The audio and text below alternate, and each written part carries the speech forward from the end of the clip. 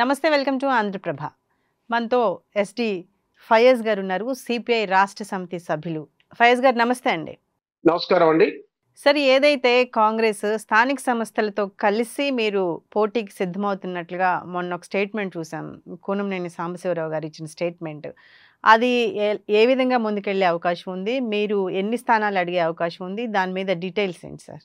ముందుగా అందరికీ నమస్కారం, మీకు మీ ప్రేక్షకులందరికీ. నా పేరు షేక్ మొహమ్మద్ ఫయాజ్. భారత కమ్యూనిస్ట్ పార్టీ సిపిఐ తెలంగాణ రాష్ట్ర సమితి సభ్యులుగా, నాగర్ కర్నూలు జిల్లా కౌన్సిల్ సభ్యులుగా, జిల్లా కార్యదర్శిగా పనిచేస్తున్నాను. ఇప్పుడు మీరు అడిగిన ప్రశ్న సమాధానం, వాస్తవికంగా కాంగ్రెస్ తో గత అసెంబ్లీ పార్లమెంటు ఎన్నికల్లో ఈ తెలంగాణలో, అలాగే పార్లమెంట్ ఎన్నికల్లో ఇండియా కూటమిగా 2 జాతీయ పార్టీలు ఇతర పార్టీలు కలుపుకొని ఒక ఇండియన్ అలయన్స్ గా మేమంతా కూడా కొనసాగడం జరిగింది. అదే ఉద్దేశంతో మా పార్టీ సభ్యులు, మా నాయకత్వం అంతా కూడా దీని గురించి ఆలోచిస్తున్నాం. కానీ కాంగ్రెస్ నాయకత్వం ఈ పొత్తులకు సంబంధించినటువంటి అంశం పైన ఇంకొంచెం క్లారిటీ రావాల్సిన అవసరం ఉంది. గతంలో ఒక 5-6 రోజుల క్రితమే మా పార్టీ రాష్ట్ర కార్యదర్శి గారు, శాసనసభ floor leader comrades Kunamneni Sambasivarao గారు, ఇతర పల్లా వెంకటరెడ్డి జాతీయ నాయకులు, ఇతర నాయకులు మాట్లాడిన క్రమంలో జెడ్పీటీసీ స్థానాలకు సంబంధించి మాత్రమే ఆయా జిల్లాల్లో ఉన్నటువంటి ఇన్ఛార్జ్ మంత్రులు రాష్ట్ర స్థాయి కాంగ్రెస్ నాయకత్వంతో చర్చించుకొని ఏ జిల్లాలో ఎన్ని జెడ్పీటీసీ స్థానాలు ఇతర ఇరు పార్టీల బలాలు బట్టి మాట్లాడుకొని ముందుకు వెళ్దాం. ఎంపీటీసీ, సర్పంచ్, ఇతర అంశాలన్నీ ఏ నియోజకవర్గంలో ఆ నియోజకవర్గం, ఏ జిల్లాలో ఆ జిల్లాలో ఎమ్మెల్యేల ద్వారానే మాట్లాడుకోవాలని ఒక అభిప్రాయానికి రావడం జరిగింది. దాంట్లో కూడా కొంత ఎక్సర్సైజ్ ఇంకా చేయాల్సిన అవసరం ఉంది. ఇప్పటికీ కాంగ్రెస్ తో మాకు అలయన్స్ కుదిరిందని కానీ, లేదా కాంగ్రెస్ తో తెగదింపులు అయినాయని కానీ మేము ఎలాంటి ఒక అభిప్రాయానికి సిపిఐగా ఇంకా రాలేదండి. భవిష్యత్తులో రేపు ఎన్నికల ప్రక్రియ మరింత వేగవంతమై ఎక్సర్సైజ్ అంతా జరుగుతున్న తరుణంలో మా ఆశావాదులు అందరం కలిసి ముందుకు వెళ్ళాలని అనుకుంటున్నాం. కాలం ఎలాంటి పరిణామాలు మన ముందు వస్తుందో చూడాలి. ఓకే సార్, గత ఎన్నికల్లో సిపిఐ, సిపిఎం, కాంగ్రెస్ కలిసి పోటీ చేశారు. ఈ ఎన్నికల్లో కూడా సిపిఎం, సిపిఐ కలిసే పోటీ చేస్తాయా కాంగ్రెస్ తో కలిసి, లేదా మీ నిర్ణయం మీదే ఉంటుందా? గతంలో అయినా ఇప్పుడైనా మేము ఒకటే కోరుకునేది, సిపిఐ భారత కమ్యూనిస్ట్ పార్టీ 100 సంవత్సరాల ఉద్యమ నేపథ్యం కలిగినటువంటి పార్టీ. 1925 డిసెంబర్ 26 నుండి ఈ డిసెంబర్ 26కి ఈ దేశంలో పూర్తిగా 100 సంవత్సరాలు నిండిన ఏకైక రాజకీయ విప్లవకర పార్టీ సిపిఐ. ఆ సిపిఐ ఆ రోజు నుంచి ఈ రోజు వరకు ఏ రోజు ఓట్లు, సీట్లు కావాలని అధికార వ్యామోహంతో ఎప్పుడు పనిచేయలేదు. పీడిత తాడిత ప్రజల సమస్యలు, వెనుకపడిన దళిత, గిరిజన, మైనార్టీ, మహిళ, రైతు, కార్మిక, నిరుద్యోగ, విద్యార్థి, ఇతర అనేక రంగాల సంఘాల ప్రజల యొక్క వారి హక్కుల సాధన కోసమే పనిచేయడం జరిగింది. మాకు ఎన్నికలు అనేటివి ఒక అధికారం కోసం ఉపయోగించుకున్నటువంటి ప్రక్రియ అని మేము ఎప్పుడు కూడా భావించాం. అయితే చట్టసభలలో ప్రజల వాణి వినిపించుకోవడానికి ప్రజల పక్షాన నిలబడేటువంటి కమ్యూనిస్టులు ఉండాలని మాత్రం ప్రయత్నం చేస్తాం. మేము ఆ ఎన్నికైనా ఈ ఎన్నికైనా మాతో కలిసి వచ్చేటువంటి పార్టీలు ప్రజల కోసం పనిచేసే పార్టీలతో కలిసి వెళ్ళడానికి, అది మతోన్మాదం, లేకపోతే ఫ్యూడల్ వ్యవస్థ, లేకపోతే పెట్టుబడిదారి క్యాపిటలిస్ట్ విధానాలను అవలంబించే పార్టీలతో మా పార్టీ ఎప్పుడు కూడా అంటనట్టే ఉంటుంది. వాళ్ళతో జాగ్రత్తగా ఉంటాం. అయితే మా సోదర పార్టీ అయిన సిపిఎంతో అనేక దఫలుగా మాకున్నటువంటి స్నేహ సంబంధాలు, ఈ దేశంలో ఉన్న ప్రత్యేక పరిస్థితుల రీత్యా కమ్యూనిస్టులందరూ కూడా కలిసి ముందుకెళ్లాల్సినటువంటి ఒక చారిత్రాత్మక నేపథ్యం అవసరం ఉంది. కాబట్టి ఖచ్చితంగా సిపిఎం ఇతర కలిసి వచ్చేటువంటి ఇతర వామపక్ష కమ్యూనిస్టు ఎర్రజెండా పార్టీలతో పొత్తు ఉంటుందని అనుకుంటున్నాం. ఇక కాంగ్రెస్ ఇతర పార్టీలు అనేటి కేవలం మేము ఒక్కరం మాత్రమే వారితో కలిసిపోవాలనేటి జరగదు. కాబట్టి అట్నుంచి కూడా వాళ్ళ అనుబంధం రావాలి.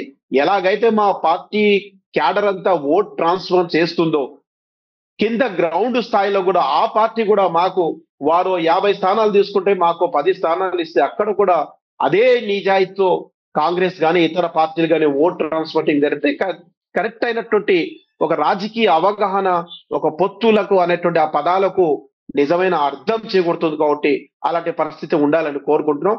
మేమైతే ఈ ఎన్నికల్లో ఒకటే అనుకుంటున్నాం. దాదాపుగా 7 సంవత్సరాలుగా ప్రభుత్వాలు అవలంబించిన విధానాలు, దేశ రాష్ట్రాల్లో వచ్చిన ఆర్థిక ఇతర అంశాల పరిస్థితుల కారణంగా అభివృద్ధి అంతా కూడా కుంటుపడిపోయింది. గ్రామాల్లో లైట్లు వెలిగించేవారు, మురికి కాలువలు సరి చేసేవారు, ఆ దోమలకు కొట్టాల్సినటువంటి మందు కొట్టేవాళ్ళు, మంచినీరు, రోడ్డు, ఇలా అనేక సమస్యలన్నీ కూడా విలయతాండం చేస్తున్నాయి ప్రస్తుతంలో. ఆ సమస్యల పరిష్కారం వైపు నడిపించడానికి కమ్యూనిస్ట్ పార్టీగా అక్కడ ఉన్నటువంటి జిల్లా పరిషత్లు గాని, మండల పరిషత్లు గాని, గ్రామ పంచాయతీలు గాని మా పార్టీ కార్యకర్తలు పెద్ద స్థాయిలో నిలబెట్టేందుకు ప్రయత్నం చేస్తున్నాం. ఇతర పార్టీలు మాకెంత అయితే బాధ్యత ఉందో అంతే బాధ్యత ఇతర పార్టీలైనటువంటి వాళ్ళు కూడా కనబరిస్తే ఖచ్చితంగా కలిసిపోతాం. అలా లేని పక్షంలో ఎక్కడ కూడా వెనకడుగేసేది ప్రసక్తి లేదు. మాతో కలిసి వచ్చేటువంటి పార్టీలందరినీ, మమ్మల్ని కేవలం మేము ఓట్లేసే మిషన్లుగా భావించే వాళ్ళని కాకుండా వీళ్ళు కూడా ఒక రాజకీయ ఆ వాటాదారులుగా భావించి సరైనటువంటి సమన్యాయం భావించి పార్టీలందరితో కలిసి వెళ్ళడానికి మేము సిద్ధంగా ఉన్నామండి. ఇండియా కూటమి అలయన్స్ అనేది అది పార్లమెంటు ఇతర ఎన్నికలకు సంబంధించినటువంటి అంశం. ఆ వైపుగా వాళ్ళు ఏమన్నా చేస్తే దాన్ని మనం చూసుకోవచ్చు. సార్ 100 years శతాబ్ది ఉత్సవాలు చేసుకున్నారు సిపిఐ కమ్యూనిస్ట్ పార్టీ వాళ్ళు. ఆల్మోస్ట్ ఆర్ఎస్ఎస్ కూడా మొన్న 100 సంవత్సరాల ఉత్సవాలు చేసుకుంది. కమ్యూనిజంలో అప్పటికి ఇప్పటికి వచ్చిన మార్పులు అంటే మీరు ఏం చెప్తారు? కమ్యూనిజంలో అప్పటికి ఇప్పటికి వచ్చినటువంటి మార్పులు అంటే కమ్యూనిస్టు పార్టీలో ఎలాంటి మార్పులు రాలేదు. అయితే ప్రజలు కమ్యూనిస్టు పార్టీని ఆదరించేటువంటి విధానాల్లో మార్పు వచ్చింది. ఆ రోజుల్లో ప్రతి గ్రామంలో, ప్రతి పల్లెల్లో, ప్రతి వాడలో, ప్రతి బస్తీలో సమస్యలు ఉండేవి. ఆ సమస్య, ఆ దోపిడీ, ఆ అణిచివేత, ఆ ఫ్యూడలిజం అదంతా కూడా కంటికి కనిపించేది. ఇప్పుడు శత్రువు తన రూపాన్ని మార్చుకున్నాడు. ఇప్పుడు డైరెక్ట్ కనపడదు. దోపిడీ అనేది ప్రజలకు డైరెక్ట్ గా గతంలో బందిపోట్లు కత్తులు చూయించి, కర్రలు చూయించి వాహనాల మీద వెళ్లే వాళ్ళు భయపడించి దొంగలు ఇచ్చేవారు. ఇప్పుడు టోల్ గేట్ లాంటివి పెట్టి దొంగలు ఇస్తున్నారు. సో దోపిడీ అంటే దోపిడీ రకం మారింది, రూపాలు మారాయి, ఉన్నటువంటి రూపాలు మారినాయి, దోపిడీ రూపం మారింది. సో అందుకోసం ప్రజలు సరే ఇప్పుడు మాకు ప్రత్యక్షమైనటువంటి ఇబ్బందులు లేవు కదా అనేటువంటి మా పార్టీ రిక్రూట్మెంట్ అనేది బాగా తగ్గిపోయింది. కొంతమంది మెయిన్ మీడియా, ఇతర మీడియాలో కూడా ఈ మీడియా సంస్థలన్నీ కూడా కమ్యూనిస్టుల పని అయిపోయింది అనేటువంటి చేసేటువంటి ఒక ప్రచారం రీత్యా జరిగిపోవడం కూడా ఒక బాధాకరం. అయితే కమ్యూనిస్టు పార్టీలో మా కమిట్మెంట్ లో మాకున్నటువంటి ప్రజల పట్ల మాకున్నటువంటి బాధ్యత గాని, సమాజం కోసం మేము చేసే త్యాగాలు, సాక్రిఫైస్ విషయంలో గాని కమ్యూనిస్టు పార్టీ ఆ రోజుకు ఈ రోజుకు ఒకటే రాకుంటుంది. పరిస్థితులు మారాయి. ఆ రోజు తుపాకులతో పోరాడాం, తెల్లవాడితో, ఆ తర్వాత బ్రిటిష్ వాడితో, లేకపోతే నిజాం నవాబు జ్వర భూస్వాములకు వ్యతిరేకంగా కూడా ఉద్యమం చేయడం జరిగింది.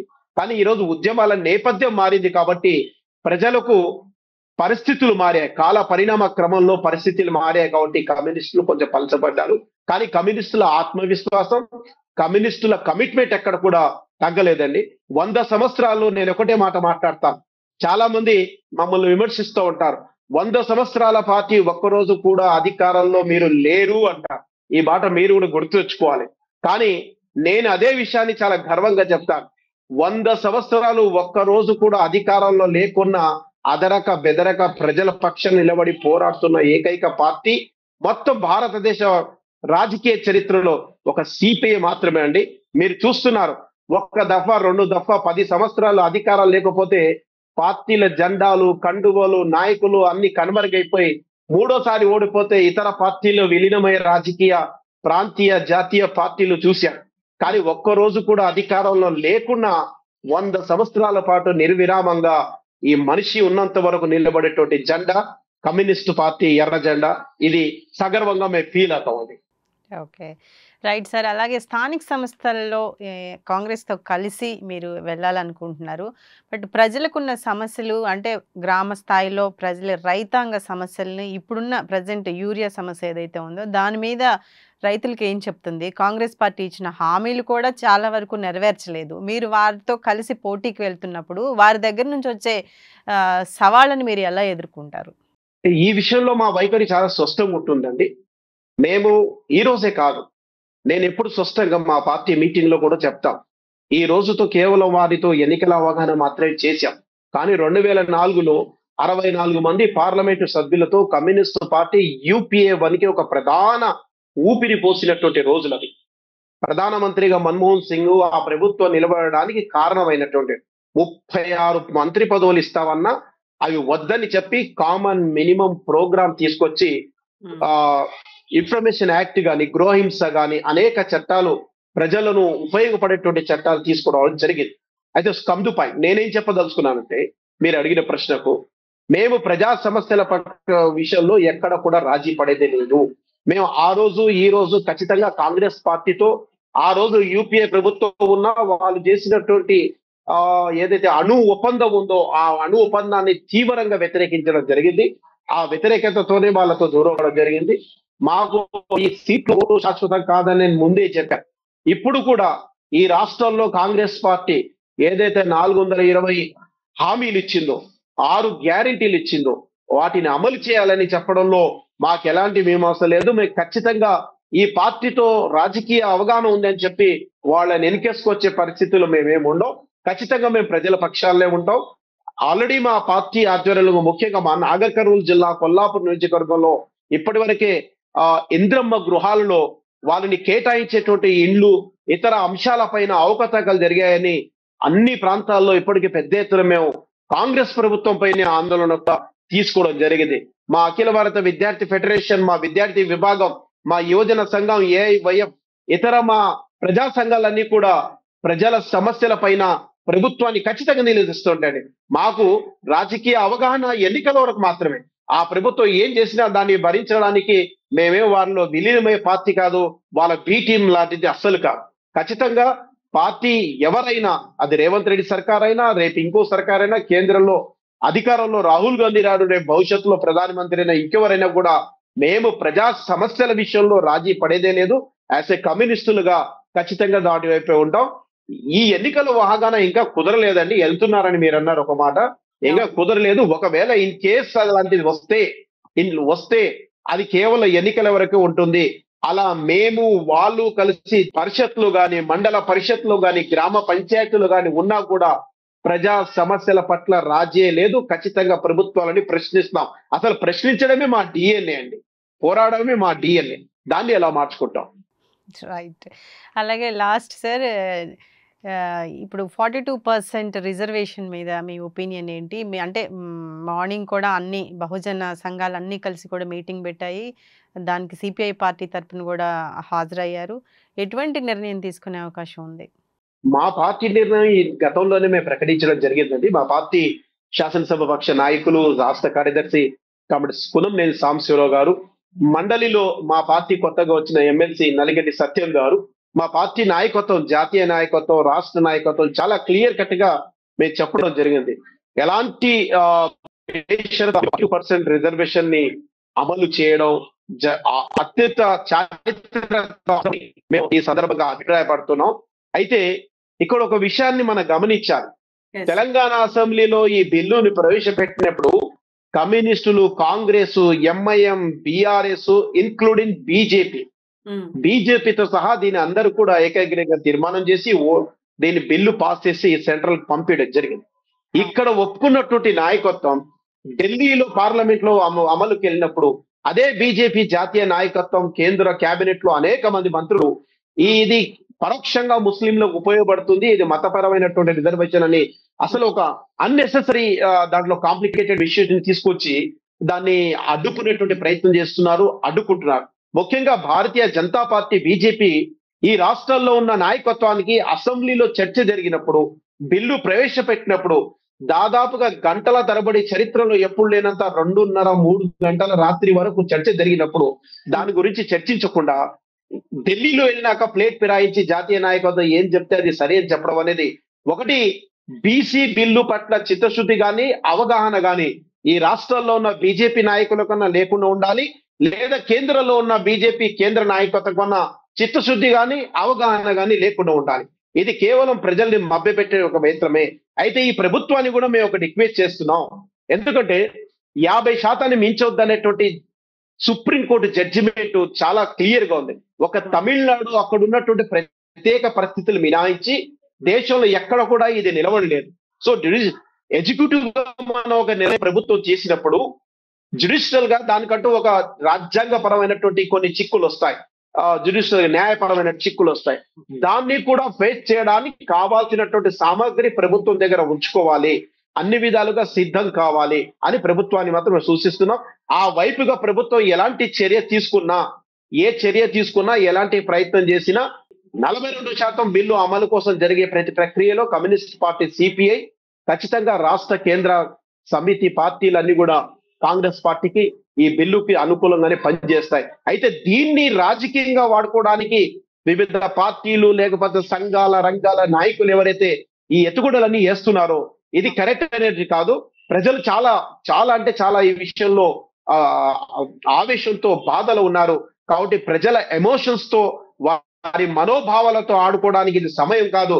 రాష్ట్రంలో ఉన్నటువంటి ఇతర కుల సంఘాల నాయకులు కానీ లేకపోతే ప్రజా సంఘాల నాయకులు కానీ కుల సంఘాల నాయకులు ఇతర వ్యతిరేకించే పార్టీల ద్వారా చట్టసభల్లో రాజ్యసభల్లో స్థానాలు పొందుతారు. తిరిగి వచ్చేసి అక్కడ వాళ్ళు అన్యాయం చేస్తుంటే నోరు బెదపరు. ఇక్కడ వచ్చి బిల్లు కోర్టులో స్టే ఇచ్చే వరకు దీన్ని ఇబ్బంది పడేట్టుగా మాట్లాడి దీన్ని కన్ఫ్యూజ్ చేస్తున్నారు. కాబట్టి మీరు స్పష్టమైనటువంటి లైన్ తీసుకోమని అలాంటి వ్యక్తులకు చెప్తున్నాం. బీఆర్ఎస్ కానీ కాంగ్రెస్ కానీ ముఖ్యంగా బీజేపీ మీకు ఈ తెలంగాణ ప్రాంతంలో కానీ దేశంలో ఉన్నటువంటి బహుజనులు ఎవరైతే అత్యధికంగా స్థాయికంగా ఈ దేశంలో ఉన్నారో వారి అభివృద్ధి రాజకీయ ఇతర వాళ్ళు మనుగడ కోసం జరిగేటువంటి ఈ ప్రక్రియలో మీకు చిత్తశుద్ధి ఉంటే మీ పార్టీలో పై నాయకత్వంతో కొట్లాడి దీన్ని ఒప్పించాలని మేము సిపిఐగా వాళ్ళని కూడా విజ్ఞప్తి చేస్తున్నాం, వాళ్ళు పిలుపునిస్తున్నాం. వారు ఒకసారి ఆత్మ విమర్శన చేసుకోవాల్సినటువంటి అవసరం ఉంది. కమ్యూనిస్ట్ పార్టీ సిపిఐ అయితే ఈ విషయంలో చాలా క్లియర్ గా ఉంది. 42% మేము మద్దతు ఇస్తాం. ఇదిలో అమలయ్యేంత వరకు మా పోరాటం లేకపోతే ఆ జరుగుతున్న పోరాటంలో మా ప్రత్యక్ష పరోక్ష సహకారం ఉందండి. రేపు ఒకవేళ భవిష్యత్తులో బీసీ సంఘాలు కోర్టులు ఏమైనా కొట్టివేసినా లేకపోతే 50%కి దాటొద్దన్నా ప్రజా సంఘ ఉద్యమాలకు వెళ్తామని చెప్పి సంఘ నాయకులు ఈరోజు మాట్లాడడం జరిగింది. అప్పుడు ఆ ప్రజా ఉద్యమాలకి సిపిఐ పార్టీ కూడా మద్దతు ఇస్తుందా? కమ్యూనిస్ట్ పార్టీ ఎప్పుడు ప్రజల నుంచి వచ్చే ప్రతి పోరాటాన్ని స్వాగతిస్తుంది. అయితే ఆ పోరాటం కొంతమంది వ్యక్తులకు కొంతమంది సంఘాలకు ఉపయోగపడేటట్టు అయితే దాన్ని ఆస్వాదించదు. అయితే రేపు అసలు కోర్టు ఏ నిర్ణయం తీసుకుంటుంది ఈ 3-4 వారాల తర్వాత, మన ప్రభుత్వం ఎలాంటి ఎక్సర్సైజ్ చేస్తుంది, అడ్వకేట్ జనరల్ సుప్రీంకోర్టుకి వెళ్తున్న వార్తలు వస్తున్నాయి, ఏం చేస్తుంది అన్నటువంటిది వెయిట్ అండ్ సీ. మా రాష్ట్ర పార్టీ మా జాతీయ పార్టీ గైడ్ లైన్స్ తీసుకుని ఖచ్చితంగా దీనిపైన ఒక మంచి నిర్ణయం తీసుకుంటాం. ఏ నిర్ణయం తీసుకున్నా అందులో బీసీలకు న్యాయం జరగాలనేటువంటి ఉద్దేశం అయితే ఖచ్చితంగా ఉంటుందనే విషయం మాత్రం చూస్తాం. అయితే ఏ రూపంలో ఉద్యమాలు వస్తాయనేది కూడా చాలా ఇంపార్టెంట్ కదండి. దాన్ని బట్టి మా నిర్ణయాలు ఖచ్చితంగా ఉంటాయి. మేమే ఒక ఉద్యమకర పార్టీ. ఈ దేశంలో ఈ కుల సంఘాలు ప్రాంతీయ సంఘాలు లేకపోతే ఇతర సంఘాలు ఏవి లేనప్పుడు ఈ అణగాడిన ప్రజల కోసం నిలబడి కొట్లాడి త్యాగాలు చేసి 10,000 సంఖ్యలో బలిదానాలు ఇచ్చిన పార్టీ భారత కమ్యూనిస్ట్ పార్టీ అండి. మాకు వేరే వాళ్ళు చేసిన ఉద్యమాల్లో పోవాలని కాదు, అవసరమైతే మేమే దీనికి సంబంధించినటువంటి ఒక పెద్ద పోరాటానికి నిర్మించడానికి సిద్ధమవుతాం. ఏందనేది మా పార్టీ రాష్ట్ర స్థాయిలో ఒకసారి చర్చించుకున్న తర్వాత దీనిపైన స్పష్టంగా చెప్పగలుగుతాం అండి. ఓకే, రైట్ ఫయాజ్ గారు, థ్యాంక్ యూ అండి. Thank you so much.